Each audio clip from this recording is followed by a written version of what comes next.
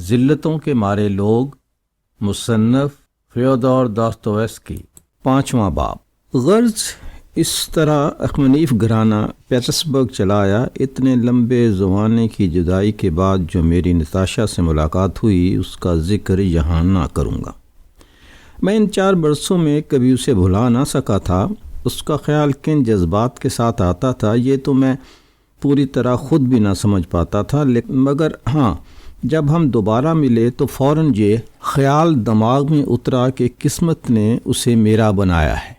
اس گھرانے کے پیٹرسبرگ آ جانے کے بعد شروع کے دنوں میں تو ایسا لگتا تھا کہ ان 4 برسوں میں وہ ذرا بھی نہیں بڑھی، بالکل ویسی کی ویسی ہی چھوٹی سی بچی تھی جیسے جدا ہوتے وقت چھوڑ آیا تھا۔ لیکن ہر دن کچھ بدلا سا نظر آنے لگا، اور یہ نئی تبدیلی ایسی تھی جس کی مجھے کچھ خبر ہی نہ تھی، جیسے مجھ سے جان بوجھ کر چھپائی گئی ہو، جیسے لڑکی کے پردے میں عورت مجھ سے دانستہ چھپی رہی ہو، اور ہر نئی دریافت پر کیسا لطف آتا تھا۔ بڑے میاں پیٹرسبرگ میں پہنچے تو اول چڑچڑے اور الجھے سے رہے۔ ان کے معاملات بگڑتے چلے جا رہے تھے، وہ برہم رہتے تھے، اپنے سے باہر ہو جاتے تھے، بات کی برداشت نہ تھی، اور ہم سے بالکل بے خبر اپنے کاغذوں اور دستاویزوں میں الجھے رہتے تھے۔ اننا اندریونا اول تو کسی گم شدہ کی طرح بدحواس ہو گئی تھی، انہیں کسی شے کی سدھ بدھ نہ تھی۔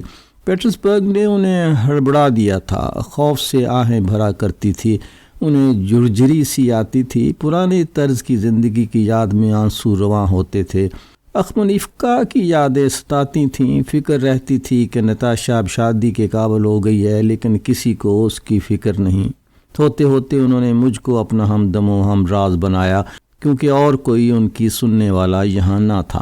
اسی زمانے کی بات ہے کہ ان کے آنے سے کچھ عرصہ پہلے ہی میں نے اپنا ناول لکھ کر ختم کیا تھا، جس ناول سے میری ادبی زندگی کا آغاز ہوتا ہے، اور ناموز ہونے کی وجہ سے مجھے یہ بھی خبر نہ تھی کہ ناول لکھ تو لیا، دوں کسے۔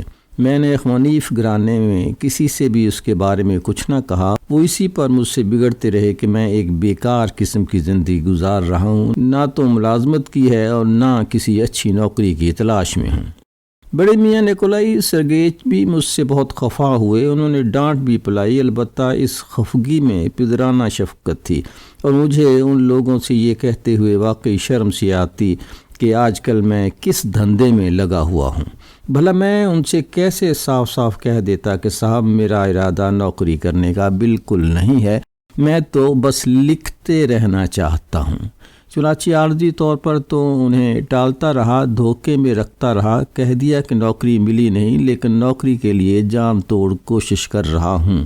بڑے میاں کے پاس اتنا وقت کہاں تھا کہ وہ اس کی تفصیل پوچھتے۔ مجھے یاد ہے ایک روز نتاشا، جو ہماری یہ گفتگو سن چکی تھی، مجھے چپکے سے ایک طرف لے گئی اور آنکھوں میں آنسو بھر کے کہنے لگی کہ اپنے مستقبل کی فکر کرو۔ اس نے مجھ سے سوال کیے اور یہ پتہ لگانے کی کوشش کی کہ دراصل میں کر کیا رہا ہوں، اور جب میں نے اس پر بھی راز کھولنے سے انکار کر دیا تو اس نے مجھ سے قسم کھلوائی کہ اپنی زندگی ایک فالتو مجہول آوارہ گرد کی طرح ضائع نہ کروں گا۔ اور حالانکہ میں نے اس کے سامنے اقرار نہ کیا کہ میں کس کام میں لگا ہوا ہوں، تاہم مجھے یاد ہے کہ میرا جی چاہتا تھا کہ تبصرہ نگاروں سے اور قدردانوں سے بعد میں جو کچھ داد مجھے ملی ہے اپنے کام کی، اس سب کا اپنی محنت اور اپنے پہلے ناول کے بارے میں نتاشا کے لبوں سے تعریف کے ایک لفظ سے تبادلہ کر لوں۔ بالآخر میرا ناول شائع ہو گیا۔ اشاعت سے پہلے ہی ادبی دنیا میں اس کی دھوم مچ گئی تھی۔ بے نے جو میرا مسودہ دیکھا تو وہ بچے کی طرح خوشی سے کھل گئے تھے۔ نہیں، میں اگر کبھی خوش ہوا ہوں تو اس وقت نہیں جب کامیابی کا نشہ مجھے پہل چڑھا تھا، بلکہ اس سے بہت پہلے، جبکہ ابھی خود نہ تو میں نے اپنا مسودہ پڑھا تھا اور نہ کسی کو پڑھنے دیا تھا۔ اصل میں مسرت ان لمبی راتوں میں ہوئی جب امنگیں زور پر تھیں، اپنے خوابوں میں مگن تھا اور اپنے کام سے ہم آہنگی کی محبت پا رہا تھا۔ جب میں خود اپنے تخیل کے پلاٹ میں سمایا ہوا تھا اور وہ کردار جنہیں خود میں نے جنم دیا تھا وہ مجھے ایسے لگتے تھے جیسے وہ میرے ہی کنبے کے لوگ ہوں۔ جیسے وہ سچ مچ کے آدمی ہوں. مجھے ان سے پیار تھا، میں ان کے دکھ سکھ کا شریک تھا، اور کبھی کبھی تو واقعی اپنے سادہ دل ہیرو پر مجھے رونا آ گیا اور میں نے سچ مچ کے آنسو بہائے. بیان نہیں کر سکتا کہ بڑے بوڑھے میری کامیابی سے کس درجے خوش ہوئے. حالانکہ انہیں شروع میں سخت حیرت ہوئی تھی. دیکھنے میں ان کو یہ بات ایسی عجیب معلوم ہوئی کہ بالکل ششدر ہو کر رہ گئے. مثلاً اننا اندریونا کو تو یقین ہی نہیں آتا تھا کہ وہ نیا ادیب جس کی سب طرف سے تعریف ہو رہی ہے یہی لڑکا ہے. وانیا جس نے یہ کیا وہ کیا وغیرہ وغیرہ، وہ اس پر دیر تک سر ہلاتی رہی. بڑے میاں نکولائی سرگیچ نے ایک عرصے تک تو اس پر کان ہی نہیں دھرے، لیکن پہلی بھنک پڑی تو جیسے گھبرا گئے. انہیں اندیشہ ہو گیا، کہنے لگے کہ دیکھو تمہارا مستقبل خاک میں مل گیا. کیا ہے، مصنف لوگ عام طور پر سے بے ہنگم کردار کے ہوتے ہیں، لیکن جو تازہ اطلاعیں برابر چلی آ رہی تھیں، اخباروں میں جو تبصرے نکل رہے تھے، اور آخر میں ان لوگوں کے منہ سے کچھ تعریفی الفاظ سن کر جنہیں وہ اپنے دل میں بڑی جگہ دیتے تھے، بڑے میاں اپنا رویہ بدلنے پر مجبور ہوئے. اور جب انہوں نے دیکھا کہ میرے پاس ایک دم بہت سا روپیہ آ گیا ہے اور سنا کہ لکھنے والے کو ادبی کام سے اتنی کچھ آمدنی ہو سکتی ہے، تو ان کے شکوک و شبہات جاتے رہے. شک دور ہوتے ہی تیزی سے اس کی جگہ پرجوش یقین نے لے لی. میری کامیابی پر وہ بچوں کی طرح خوش ہونے لگے اور دوسری انتہا پر جا پہنچے، اور میرے مستقبل کے بارے میں بے تحاشا امیدیں اور چکا چوند کرنے والے خواب دیکھنے لگے. آئے دن میرے بارے میں نئے امکانات اور نئے پلان انہیں سوجنے لگے. کیا رہ گیا ہوگا جو انہوں نے اپنے منصوبوں میں میرے لیے نہ سوچا ہو، بلکہ اور تو اور وہ میرا خاص طرح کا احترام کرنے لگے جو پہلے کبھی نہ کیا تھا. تاہم اتنا اب بھی مجھے یاد ہے کہ کبھی کبھی ان کے دل میں شک گزرتا تھا اور اچانک انہیں گڑبڑا دیتا تھا. اکثر ایسی حالتوں میں جب کہ وہ خوش و خرم خوابوں کے محل بنا رہے ہوں. ادیب، شاعر، بھلا کیا عجیب سی بات ہے. بھلا یہ شاعر لوگ کب دنیا میں آگے نکلے ہیں؟ کسی اونچی جگہ پر ایسے ہی آلتو فالتو لوگ کاغذ خراب کرنے والے. ان سے امید رکھنا بے سود ہے. مجھے نظر پڑا کہ اس قسم کے شکوک اور الجھاوے کے سوال ان کے دماغ میں شام ہوتے وقت آیا کرتے تھے. بھلا مجھے ان باتوں کی اور اس پرمسرت زندگی کی کتنی تفصیلیں یاد ہیں. شام ہوتے ہی میرے بزرگ ہمدرد ہمیشہ غیر معمولی طور پر مضطرب ہو جایا کرتے تھے اور شکوک اور بے اعتباری میں مبتلا پائے جاتے تھے. نتاشا اور میں، ہم دونوں اب اس بات کو اچھی طرح جان چکے تھے اور اس وقت سے پہلے ہی اس کے متعلق ہنسی مذاق شروع کر دیتے تھے. مجھے یاد ہے کہ میں نے انہیں خوش رکھنے کی کوشش میں ایسی کہانیاں سنائیں کہ دیکھیے سماراکوف کو جنرل کا عہدہ عطا ہو گیا تھا.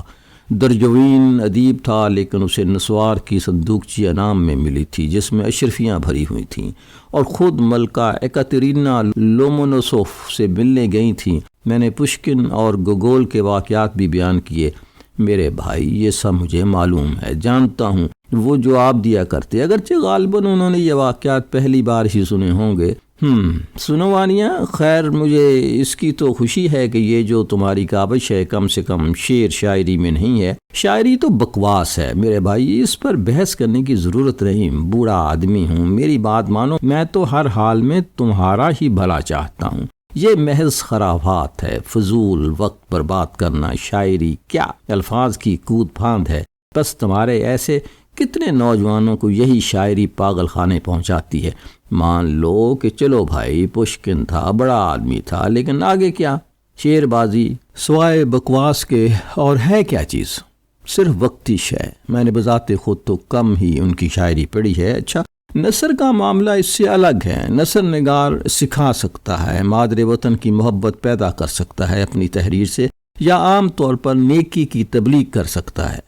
ہاں تو سمجھ میں نہیں آتا کیسے کہوں میرے بھائی، مگر خیر تم سمجھے تو ہوگے میرا مطلب. میں دل سے کہتا ہوں.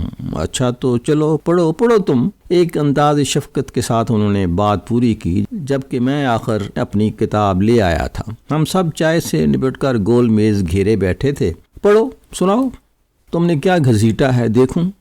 تمہارے بارے میں شور مچا رکھا ہے لوگوں نے. دیکھوں تو، ذرا سنوں تو. میں نے کتاب کھولی اور پڑھنے کو تیار ہوا. میرا ناول اسی دن چھاپا خانے سے آیا تھا اور ایک جلد اٹھا کر میں دوڑا کہ ان لوگوں کو اپنی کاوش پڑھ کر سنا. مجھے کتنا رنج تھا، میں کس درجہ افسردہ تھا کہ اب سے پہلے جب مسودہ ہاتھ میں تھا اس وقت میں نے انہیں کچھ کیوں نہ سنا دیا۔ نتاشا تو رنج سے رو پڑی اور مجھ پر خوب غصے ہوئی کہ یہ کیا حرکت ہے، جب دوسرے لوگ پڑھ چکیں گے تب کہیں میری باری آئے گی۔ بہرحال ہم لوگ میز کے گرد جمع تھے۔ بڑے میاں نے خاص قسم کی سنجیدگی اور تنقید کے تیور اختیار کر لیے۔ وہ میری تحریر کو بہت ہی سختی کے ساتھ ٹھونک بجا کر اپنا اطمینان کر لینا چاہتے تھے۔ بڑی بیوی کچھ معمول سے زیادہ گمبھیر ہو گئی تھیں۔ عجب نہیں کہ انہوں نے اسی دن اسی موقع کے لیے خاص ٹوپا اوڑھ رکھا ہو۔ بہت دن پہلے ہی ان کی نظر میں یہ بات آ چکی تھی کہ میں ان کی پیاری نتاشا کو بے پناہ محبت سے دیکھتا ہوں اور اس سے بات کرتے میرا سانس پھولتا اور آنکھیں بھیگ جاتی ہیں، اور نتاشا بھی اب مجھ پر نظر ڈالتے وقت پہلے کے مقابلے میں ذرا تمتما جاتی تھی۔ اچھا، تو اب وہ وقت آ گیا تھا۔ کامیابی کے لمحے میں سنہری امیدیں اور سب سے بڑھ کر بھرپور خوشیوں کے لمحے میں وہ وقت آیا تھا جب سب کچھ ایک ساتھ لیے آ پہنچا تھا۔ بڑی بی کو یہ بھی محسوس ہو چلا تھا کہ بڑے میاں ادھر میری تعریف حد سے بڑھ کے کرنے لگے ہیں اور اپنی بیٹی کو اور مجھے خاص معنی خیز نظروں سے دیکھنے لگے ہیں۔ اچانک وہ اس بات سے گھبرا گئی۔ آخر میں کوئی رئیس زادہ نہ تھا، بڑا حاکم نہ تھا، کسی ریاست کا تعلقہ دار نہ تھا، اور نہ کوئی جنرل، نوجوان اور خوبصورت جس کے سینے پر عہدوں کی زرتار پٹی لگی ہو۔ آنندا ادریونا کو آدمی ادھوری آرزو کرنا پسند نہ تھا۔ اس شخص کی تعریف کی جاتی ہے۔ انہوں نے میرے بارے میں سوچا، مگر کس لیے؟ پتہ نہیں آخر کیوں۔ مصنف ہے، شاعر ہے، بھلا ادیب ودیب ہونا کیا بات ہوئی؟